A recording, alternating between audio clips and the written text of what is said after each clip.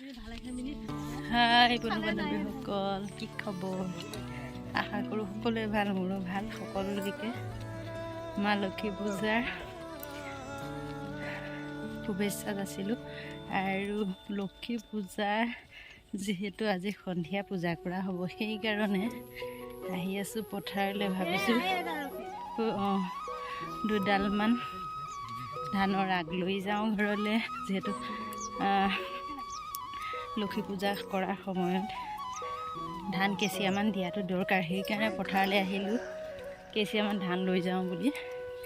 আৰু আহিছোঁ অকলে অহা নাই, পথাৰখন যিহেতু বহুত দূৰ। আৰু মানে কি হৈছে, আমাৰ ইফালে পথাৰত বনৰীয়া গাহৰি ওলাইছে, দিনতে ওলায়। সেইকাৰণে আমাৰ পথাৰলৈ আহোঁতে আমাৰ মানুহজনে এডাল লাঠি লৈ আহিছে, লাঠিয়ে কটাই আহিছে হাতত, যিহেতু গাহৰি হয়তো ওলাই যাব পাৰে ন। সেইকাৰণে আমি নিজেই সাৱধান হৈ আহিছোঁ। এই আহি আছোঁ আৰু আহি বাৰু মই পথাৰৰ ওচৰত পাইছোঁহি। এইখন পথাৰলৈ কাতি বিহুত মানে চাকি জ্বলাবলৈ আহিব নোৱাৰিলোঁ। আৰু ধানখিনিনো কেতিয়াবা কাটিব হ'ব, কি কথা চাবৰ কাৰণে আহিলোঁ। ধান কেঁচিয়ামান ঘৰলৈ নিবৰ কাৰণে আহিলোঁ পথাৰখনলৈ। সেয়েহে ভাবিলোঁ আপোনালোককো দেখাওঁ আমাৰ পথাৰ এইখন কেনেকুৱা, মানে এইখন পথাৰত কেনেকুৱা হৈছে ধান।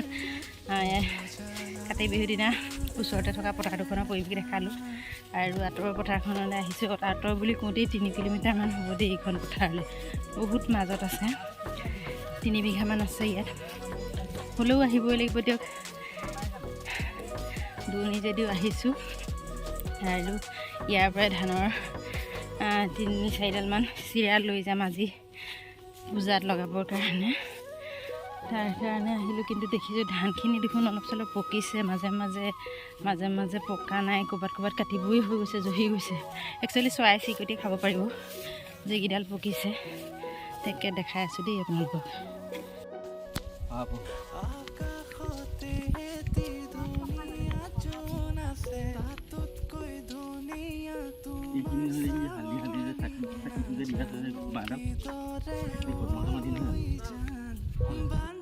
দেখিছেনে, এয়া মাজে এয়া ধান পকিলেই, এয়া পকিলেই।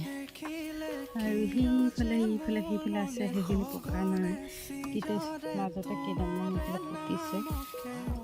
ইমানটা ইয়াতো ধৰিব পৰা নাই। একচুৱেলি কিছুমান উঠাবলৈ আছে যে ধান ভাল হৈছে বেয়া হৈছে ইমান ধৰিব পৰা নাই। ইয়াত দেখিছেনে ধানৰ ঠোক ওলালেই।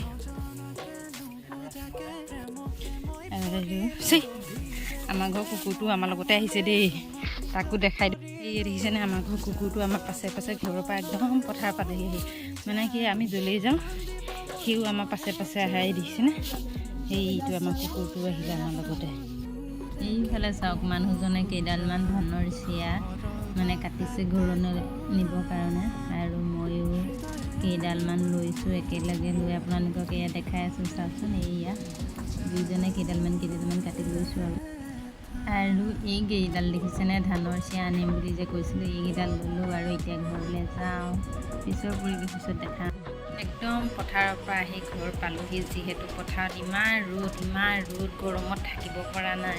আহি ফেনৰ তলত বহিলোঁ। বিশেষকৈ কি হ'ল জানেনে, একদম ধানৰ চিৰাই যি হাতত কাটিছে, হাতবোৰ খজুৱাইছে, ভৰি খজুৱাইছে। আহি হাতকেইটা ধুলোঁ, ধুই বহিলোঁ। আৰু সকলোলৈকে লক্ষী পূজাৰ শুভকামনা জ্ঞাপন কৰিলোঁ। আৰু মা লক্ষীয়ে সকলোকে আশীৰ্বাদ দিয়ক, সকলোৱে ধন টকা পইচা ঐশ্বৰ্য বিভূতি হওক, সকলো মানে সুখী থাকক, বছৰটো কুশলে যাওক, সেয়ে আশীৰ্বাদ কৰিলোঁ। আৰু মোৰ ফালৰ পৰাও কৰিলোঁ। আৰু মা লক্ষীয়েও সকলোকে তেনেকৈ আশীৰ্বাদ দিয়ক, আমাকো দিয়ক, আমাৰ পৰিয়ালটো সুখে শান্তিয়ে থাকোঁ, ধন টকা পইচা কেতিয়াও অভাৱ নহওক।